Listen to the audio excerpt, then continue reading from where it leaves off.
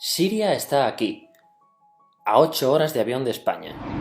Es la mitad de grande y su población se concentra aquí.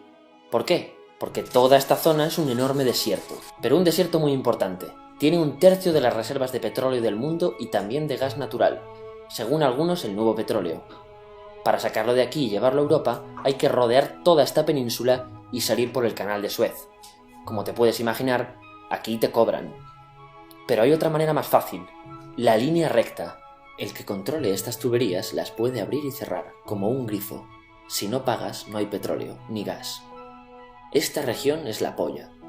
La civilización en el planeta empieza en 3 sitios y este es uno de ellos. Mesopotamia, aquí. Sumer, que te sonará menos, pero es el puto inicio de todo. Aquí también. ¿Recuerdas la Torre de Babel de la Biblia? La hicieron estos tíos. Egipto, aquí. Siempre ha sido un punto de contacto entre Oriente y Occidente, dando a Asia salida al Mediterráneo. Quizá por eso aquí nacen las principales religiones monoteístas, el judaísmo, el cristianismo y el islam. El islam es el último que llega y de hecho acoge a las 2 anteriores.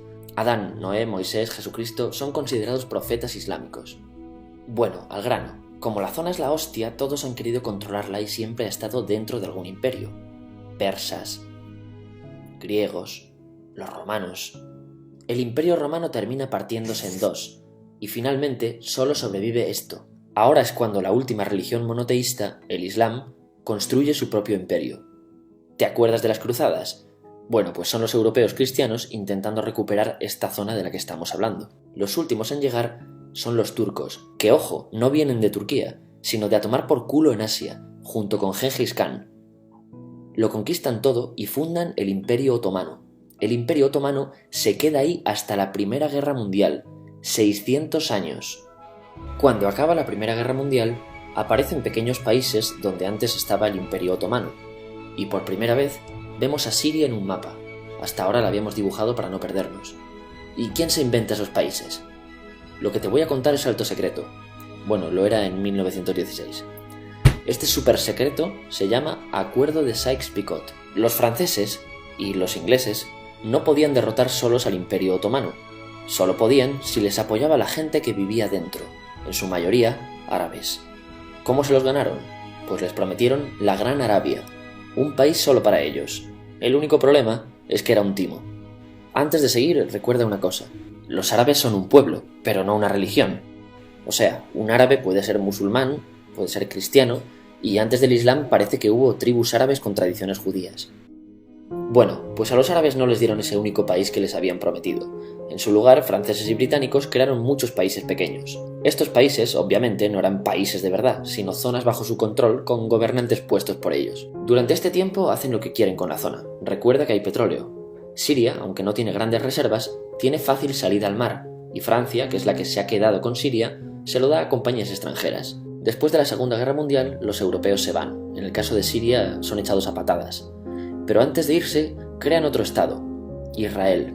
No es el momento de hablar de ello, pero es un estado muy polémico que sus vecinos no reconocen. La prueba es que nada más irse los británicos, todos estos estados lo atacan. La zona, a partir de ahora, va a ser una puta bomba de relojería. ¿Y mientras qué pasa en Siria? Bueno, pues no es muy estable. Tiene golpes de estado constantes. En esa época aparece en Siria una ideología que se hace con el control y se expande por el mundo árabe, el Ba'ath. Esta ideología mezcla el antiguo sueño de una sola nación árabe con ideas socialistas. Y algo muy importante, es laica, o sea que no es religiosa. Siria se llega a unir con Egipto, un país con el que no tiene frontera. Pero no es algo raro, muchos de estos países intentan hacerlo también. Como recordarás, a esta gente se le había prometido un solo país y las ganas las seguían teniendo.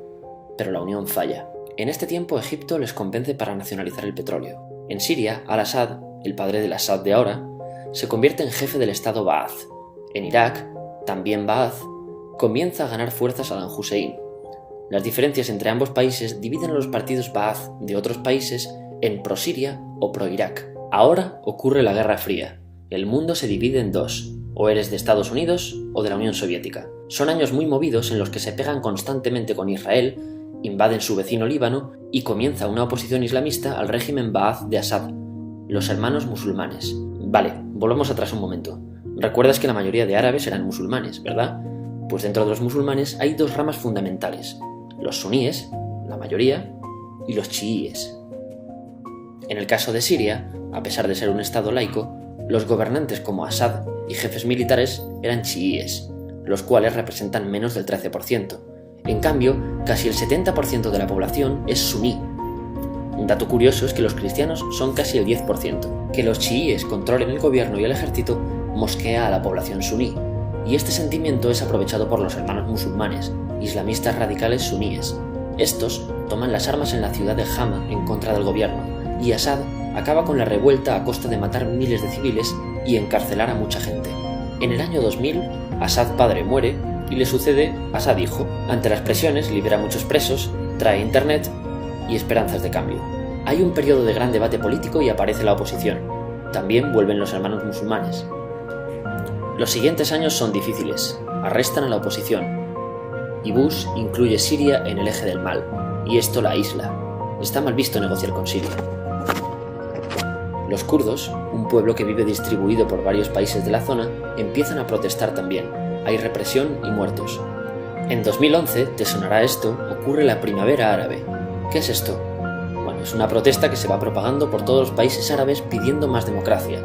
Como ves, el mundo árabe, a pesar de estar dividido en países, tiene tendencias generales. Cuando llega a Siria, Assad hijo termina usando el ejército y en los enfrentamientos mueren unas 1000 personas.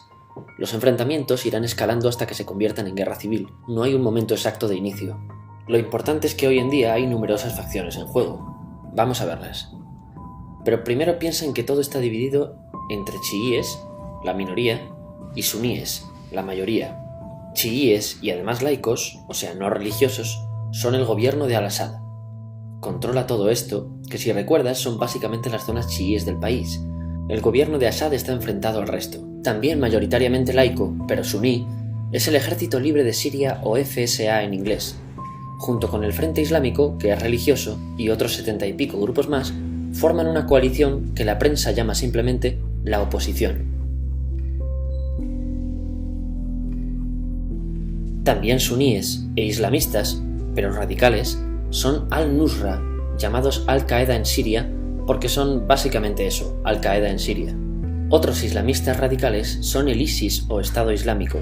Salen de Al-Qaeda en Irak, controlan la mayor parte de Siria e Irak y se han hecho famosos por sus atrocidades. Su objetivo teórico impacta a muchos. Es un Estado Islámico a lo largo de Asia, África y Levante, aunque a ti ya te suena, ¿verdad? En naranja tenemos al pueblo kurdo, que recordarás porque el presidente Al-Assad lo reprimió, al igual que gobiernos de países próximos también hacen. Ahora controlan militarmente esta zona. Antes de terminar, repasemos los apoyos internacionales a fecha de octubre de 2015. Las fuerzas de Al-Assad son apoyadas por Rusia, que ya tenía base militar en el país antes del conflicto, por Irán y por China. Todos son países de lo que Europa llama Oriente. En contra de Assad, apoyando a la llamada oposición, luchan Estados Unidos, Turquía, Francia, Gran Bretaña y Arabia Saudí. Podemos terminar con algunas conclusiones. Te advierto que esto ya es pura opinión.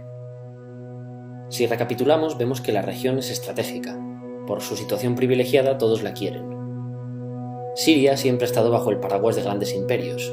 Piensa que hace 100 años la actual Francia era Francia, Gran Bretaña era Gran Bretaña, pero es que hace 200 también, y hace 300 también, y hace 400 también. En cambio, Siria solo es Siria desde hace menos de 100 años, y solo se gobierna a sí misma desde hace poco más de 50.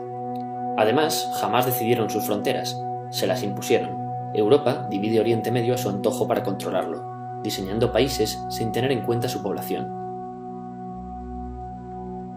Muchos historiadores dicen que todo pueblo tiene la necesidad de manejar su propio destino, pero estos ingredientes que hemos visto juegan en contra de proyectos como la Siria Ba'ath, que encima usa la represión para mantenerse. En última instancia, producen una guerra civil. En este contexto no es extraño que aparezcan actores que se alimenten de la desesperación, el sentimiento suní de opresión y la visión de Occidente como invasor. ISIS usa la identidad árabe y la mitología de antiguos imperios. Cuando quieras entender el presente, pregúntate: ¿y el pasado?